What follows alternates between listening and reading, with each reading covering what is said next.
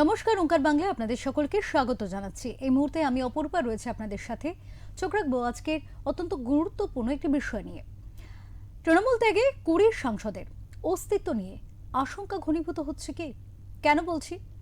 বুধবার দিল্লিতে এনডিএর বৈঠকের আগে তাদের সঙ্গে কথা বলতে দিল্লিতে যান মুখ্যমন্ত্রী শুভেন্দু অধিকারী। তাদের ঘিরে যে আইনি জট ক্রমশ বাড়ছে তা অস্পষ্ট নয়। এর মধ্যে কেটে গিয়েছে বেশ কয়েকটি দিন, কিন্তু লোকসভার স্পিকার এখনো তাদের আলাদাভাবে স্বীকৃতি দেয়নি। এরই মধ্যে আবু তাহের, খলিলুর রহমান এবং ইউসুফ পাঠান, মুর্শিদাবাদ জেলার এই 3 সাংসদকে ঘিরে শুরু হয়েছে একাধিক জল্পনা। আর এই আবহেই দিল্লিতে মুখ্যমন্ত্রী শুভেন্দু অধিকারীর সঙ্গে বৈঠকে এনসিপিআই এর সাংসদদের বৈঠক, যা খুবই তাৎপর্যপূর্ণ। এদিন বঙ্গভবনে প্রায় 1.5 ঘন্টারও বেশি সময় ধরে এই বৈঠক হয়, যেখানে একাধিক বিষয় নিয়ে আলোচনা হয়েছে বলে সূত্রের খবর। এমনকি আবু তাহের, খলিলুর রহমান এবং পাঠানের সঙ্গেও, অর্থাৎ ইউসুফ পাঠানের সঙ্গেও মুখ্যমন্ত্রী আলাদাভাবে কথা বলেছেন বলে খবর মিলেছে। এই পরিস্থিতিতে প্রধানমন্ত্রীর উপস্থিতিতে এনডিএর বৈঠকে যোগ দেন সুদীপ কাকলি, শতাব্দীরাও।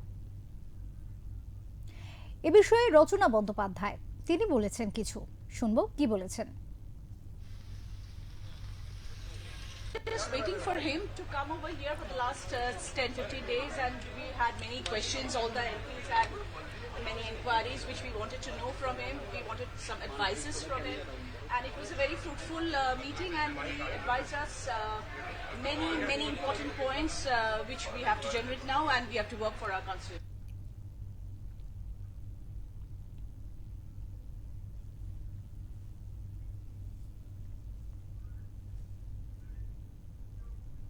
এই বিষয় নিয়ে আমরা কথা বলবো। আমাদের সঙ্গে নিউজ রুমে রয়েছেন ওঙ্কার বাংলার প্রতিনিধি বিশ্বজিৎ হালদার।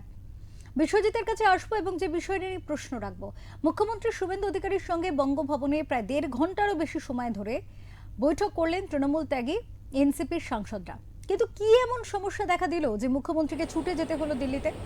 বিশ্বজিৎ।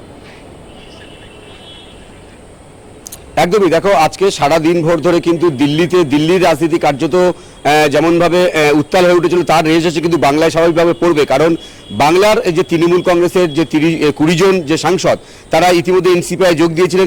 এনসিপিআইয়ের সঙ্গে এনডিএর একটা শরিক হিসেবে তারা কাজ করছিল। কিন্তু আজকের যে বৈঠক, এই এনডিএর যে বৈঠক ছিল, সেই এনডিএর বৈঠকে আজকের কার্যত দেখা গেল যে 20 জন সাংসদ, এনসিপিআইয়ের যে 20 জন সাংসদ, তাদের মধ্যে 3 জন সাংসদ তারা কিন্তু এই যে বৈঠকে তারা যোগ দেননি। শুধু যোগ দেননি নয়, সংসদ ভবন চত্বরে তারা সাংবাদিকদের মুখোমুখি পরিষ্কার জানিয়ে দিয়েছেন যে এনসিপিআইয়ের সঙ্গে তাদের থাকার নিয়ে তাদের কোনো সমস্যা নেই, কিন্তু এনডিএ বা বিজেপির সঙ্গে তাদের থাকতে সমস্যা রয়েছে। কারণ যে 3 জন তৃণমূল এনসিপিআইয়ের সাংসদ, যে 3 জনের কথা আমি বলছি, আবু তাহের খান, খলিলুর রহমান এবং ইউসুফ পাঠান, এই 3 জন সাংসদ তারা বলছেন যে তারা যে লোকসভা শুনতে পাচ্ছি না, একটু সাউন্ডের দিকে খেয়াল করো। একদম শোনা যাচ্ছে না তোমার কোনো কথা।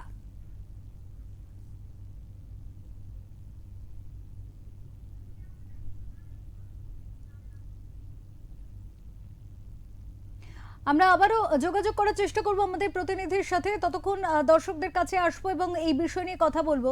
তৃণমূল ত্যাগী 20 জন সাংসদের অস্তিত্ব, যা কিন্তু এই মুহূর্তে যথেষ্ট আশঙ্কার ঘনীভূত হয়েছে। বুধবার দিল্লিতে এনডিএর বৈঠকের আগে তাদের সঙ্গে কথা বলতে দিল্লিতে পৌঁছে যান মুখ্যমন্ত্রী শুভেন্দু অধিকারী। তাদের ঘিরে যে আইনি জট ক্রমশ বাড়ছে তার বলার অপেক্ষা রাখছে না। এরই মধ্যে কেটে গিয়েছে বেশ কয়েকটা দিন, কিন্তু লোকসভার স্পিকার এখনো তাদের আলাদাভাবে স্বীকৃতি দেননি। আর এরই মধ্যে আবু তাহের, খলিলুর রহমান এবং ইউসুফ পাঠান, মুর্শিদাবাদের জেলার এই 3 সাংসদকে নিয়েও কিন্তু শুরু হয়েছে একাধিক জল্পনা। স্বাভাবিকভাবেই এই আবহে দিল্লিতে ছুটে যাওয়া মুখ্যমন্ত্রী শুভেন্দু অধিকারীর এই বৈঠক এবং সেই বৈঠকের তাৎপর্য, এই বিষয় নিয়ে কিন্তু আমরা কথা বলবো। আমাদের সাথে রয়েছেন নিউজ রুম থেকে আমাদের প্রতিনিধি বিশ্বজিৎ হালদার। কথা বলবো বিশ্বজিতের সাথে। যে প্রশ্ন বিশ্বজিৎ তোমার কাছে প্রথমে রেখেছিলাম, আবারও একবার রাখবো। এনসিপির সাংসদদের সাথে বৈঠক করেছেন প্রায় 1.5 ঘন্টা মুখ্যমন্ত্রী শুভেন্দু অধিকারী, কিন্তু কি এমন সমস্যা দেখা দিল যে মুখ্যমন্ত্রীকে ছুটে যেতে হলো দিল্লিতে? বিশ্বজিৎ। একদমই দেখো এই যদি আমরা এই বিষয়টা আলোচনা করতে চাই তাহলে কিন্তু প্রেক্ষাপটটা আমাদের বুঝতে হবে। কারণ যে 20 জন সাংসদ তৃণমূল ছেড়ে তারা এনসিপিআইতে জয়েন করেছিল বা যোগদান করেছিল, তারা কিন্তু সেই এনসিপিআই কিন্তু ইতিমধ্যে প্রধানমন্ত্রী নরেন্দ্র মোদী সবার সঙ্গে পরিচয় করে দিয়েছেন এবং আগের যে বৈঠক সেই বৈঠকের পরে কিন্তু এনডিএর সঙ্গে তারা যে এনডিএ শরিক সে বিষয়ে কোনো এক কার্যত নিশ্চিত হয়েছে। এবারে যে 3 জন সাংসদ এনসিপিআই 3 জন সাংসদ খলিলুর রহমান, ইউসুফ পাঠান এবং আবু তাহের খান, তারা যেটা দাবি করছেন যে আজকের যে বৈঠক এনডিএর যে বৈঠক ডাকা হয়েছিল সেই বৈঠকে তারা উপস্থিত ছিলেন না। তার কারণ হিসেবে তারা বলছেন যে তারা যে লোকসভা থেকে তারা জিতে এসছেন সেখানে কিন্তু সংখ্যালঘু অধ্যুষিত ভোটাররা রয়েছেন, অর্থাৎ সংখ্যালঘুর যে ভোট দিয়ে যারা নির্বাচিত হয়েছেন তারা চাইলেও কোনোভাবেই সেই সংখ্যালঘু আবেগকে তারা আঘাত করতে চাইছেন না। সেই জন্যই তারা কোনোভাবে বিজেপির সঙ্গে তারা থাকতে চাইছেন না এবং শুধু বিজেপির সঙ্গে না, এনডিএ যে জোট সেই জোটেও তারা থাকতে রাজি নন। এবং এই যে পরিস্থিতি, এই পরিস্থিতি কিন্তু আজকের আমরা দেখেছি যে 3 জন সাংসদ ছাড়া আজ যে 17 জন সাংসদ তারাও কিন্তু আজকের এই এনডিএ যে বৈঠক সেই বৈঠকে যোগ দিয়েছিলেন।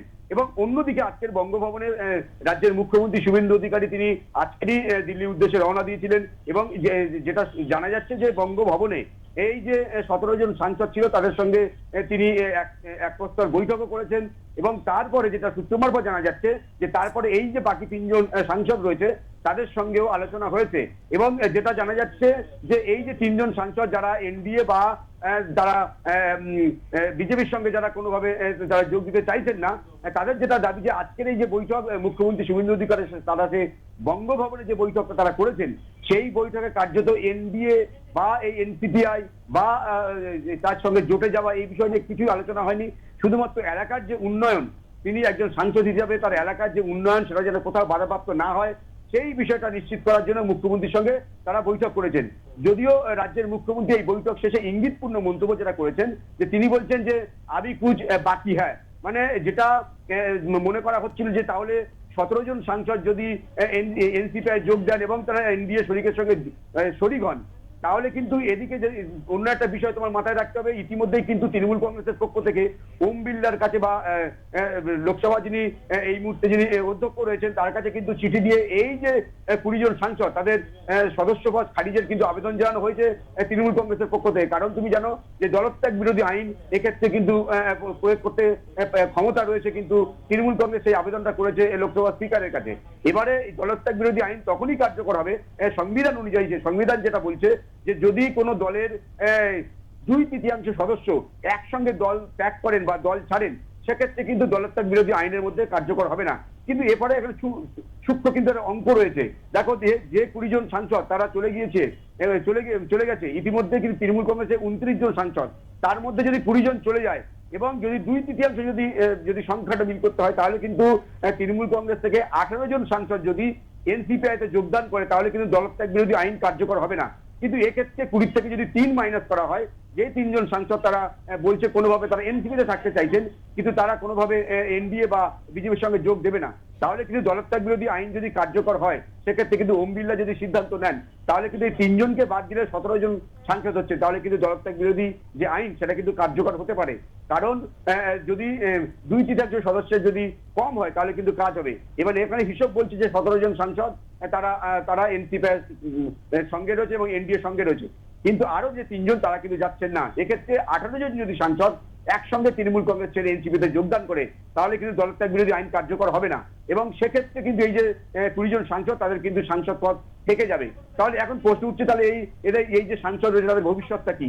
এদের কিন্তু সমস্ত কিন্তু ভবিষ্যৎ এই মুহূর্তে নির্ভর করছে লোকসভার অধ্যক্ষ ওম বিড়লার হাতে। কারণ যদি দলত্যাগ বিরোধী আইন কার্যকর হয় তাই এদের সংসদ পদ না থাকার সম্ভাবনা। এবং তুমি যেমনটা আমাকে জানতে চাইছিলে যে আজকে এমন কি ঘটলো, আচমকা কেন রাজ্যের মুখ্যমন্ত্রী তিনি দিল্লি উড়ে গেলেন, বঙ্গভবনে সাংসদের নিয়ে বৈঠক করছেন, কেনই বা আলাদা করে আরো 3 জন বিক্ষুব্ধ সাংসদের সঙ্গে তারা বৈঠক করছেন?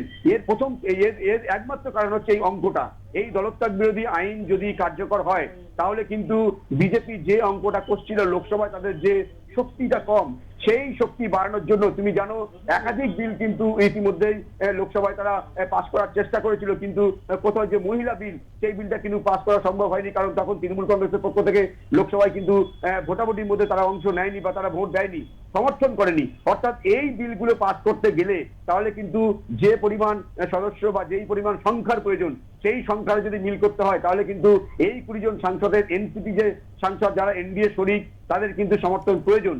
সেক্ষেত্রে লোকসভার যদি অঙ্ক মেলাতে হয় তাহলে কিন্তু দলত্যাগ বিরোধী আইন যদি কার্যকর হয়, সেক্ষেত্রে এই এদের যদি সাংসদ পদ খারিজ হয়ে যায় তাহলে কিন্তু লোকসভায় বিজেপির কিন্তু অনেকটা শক্তি আরো কমবে। যে জন্যই কিন্তু একটা তৎপরতার সঙ্গে রাজ্যের মুখ্যমন্ত্রী শুভেন্দু অধিকারী তিনি দিল্লি উড়ে গেলেন, বঙ্গভবনে বৈঠক করলেন, এবং যে তিনজন বিক্ষুব্ধ ইতিমধ্যে তারা বলছেন তারা এনসিপির সঙ্গে থাকলেও এনডিএ বা বিজেপির সঙ্গে থাকবেন না, তাদের সঙ্গে আলাদা করে বৈঠক করলেন।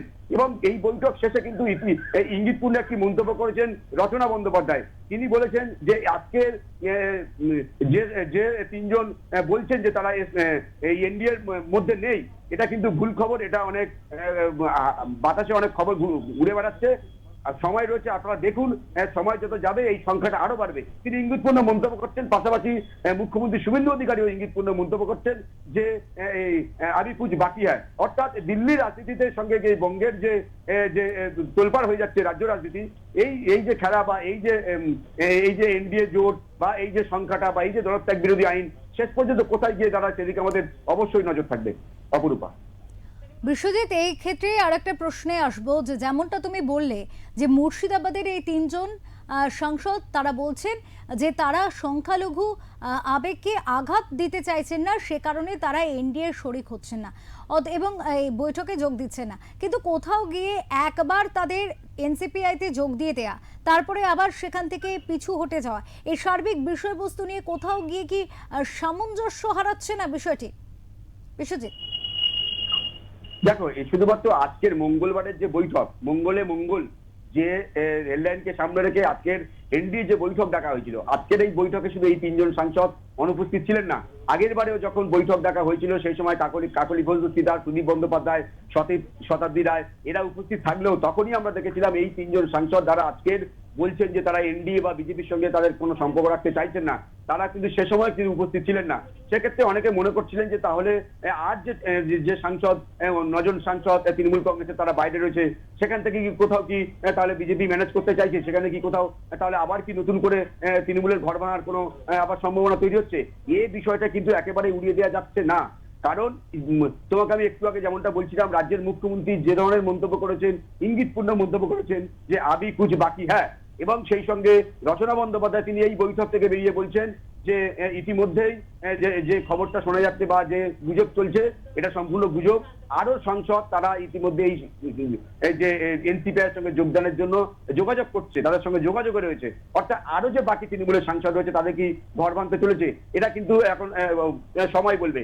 তবে তুমি যেমনটা বলছিলে যে তিনজন সাংসদ তারা বলছেন যে সংখ্যালঘু এরিয়া থেকে তারা নির্বাচিত হয়েছে, তাদের সংখ্যালঘু আবেগে আঘাত করতে চাইছেন না।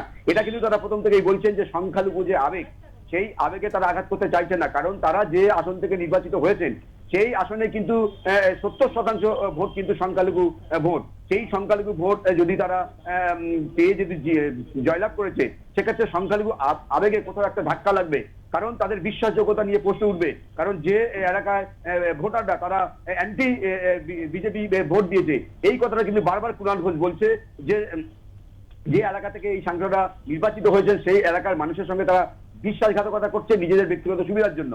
এবং সেই সঙ্গে তারা যে সমীকরণ রয়েছে দিল্লির যে সমীকরণ, সেই সমীকরণের কোথাও জাঁতা করে তারা আটকে গেছে, এটা তৃণমূল কংগ্রেসের অভিযোগ। এবং এটা আজকে কিন্তু তাৎপর্যপূর্ণভাবে আজকে দেখা যাচ্ছে যখন দিল্লিতে এই ধরনের ঘটনার ঘটা ঘটছে, এনসিপিআর সাংসদরা তারা এনডিএ বৈঠকে বেশ কয়েকজন হাজির থাকছেন না, অনুপস্থিতি থাকছেন, এবং যখন মুখ্যমন্ত্রীর সঙ্গে বৈঠক হচ্ছে তখন কিন্তু আমরা দেখেছি যে রাজ্যের প্রাক্তন মুখ্যমন্ত্রী মমতা বন্দ্যোপাধ্যায় বা তৃণমূল সুপ্রিমো মমতা বন্দ্যোপাধ্যায় তিনি কিন্তু ভিডিও কনফারেন্স করে বা ভিডিও ফেসবুক লাইভ এসে তিনি কিন্তু বার্তা দিচ্ছেন যে আমরা কিন্তু আবার হাতে হাত রেখে বিরোধীরা সব একজোট হয়ে আবার কিন্তু মাঠে ঝাঁপিয়ে পড়া উচিত, আবার মিছিল বা আবার তৃণমূল কংগ্রেস সবাইকে সঙ্গে নিয়ে আবার বিরোধিতার সুর চড়ানো উচিত। এটা কিন্তু ইঙ্গিতপূর্ণ, কারণ যখন দিল্লিতে এই ধরনের ঘটনা ঘটছে তখন মমতা বন্দ্যোপাধ্যায় তার ফেসবুক লাইভ থেকে এই ধরনের একজোট হওয়ার মন্তব্য বা আবেদন জানাচ্ছেন। তবে দিল্লির রাজনীতি এই মুহূর্তে যে জায়গায় দাঁড়িয়েছে সেটা কিন্তু বাংলার যে তৃণমূল কংগ্রেসের 20 জন সাংসদ তারা এনসিপিতে যোগদান করেছে এবং তাদের বিরুদ্ধে যে দলত্যাগ বিরোধী আইন যদি কার্যকর হয় ইতিমধ্যেই তৃণমূল কংগ্রেসের পক্ষ থেকে বা কালীঘাট তৃণমূলের পক্ষ থেকে ইতিমধ্যেই কিন্তু তারা আবেদন করে রেখেছে ওম বিড়লার কাছে বা লোকসভার সাংসদ অধ্যক্ষ ওম বিড়লার কাছে তারা আবেদন করে রেখেছে।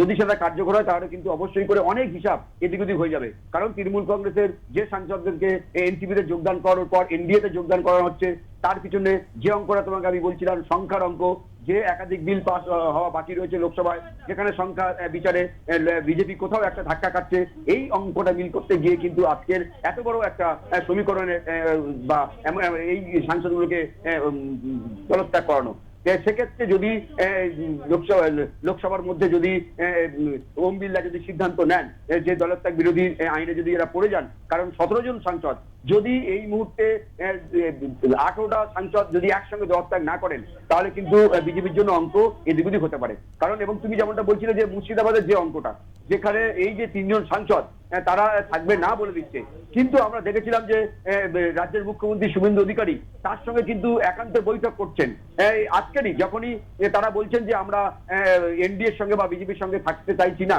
কিন্তু ঠিক তখনই তার কিছুক্ষণ পরে দেখছি আমরা মুখ্যমন্ত্রীর সঙ্গে তারা একান্তে বঙ্গভবনে তারা আলাদাভাবে বৈঠক করছেন। তাহলে কি কোথাও কি ধরিমা নাচুই পানি একটা মনোভাব নিচ্ছে তারা, সে বিষয়টা কিন্তু অঙ্কটা ক্রমশ সময় যত যাবে তত পরিষ্কার হবে। তবে অঙ্কের বিচারে কিন্তু ইতিমধ্যেই যে 17 জন সাংসদ রয়েছে, যদি 18 জন সাংসদ যদি বিজেপি মিল করতে না পারে তাহলে কিন্তু দলত্যাগ বিরোধী আইনের মধ্যে এরা পড়তে পারে। অপূর্ব, অনেক ধন্যবাদ বিশ্বজিৎ, অনেক ধন্যবাদ তোমাকে।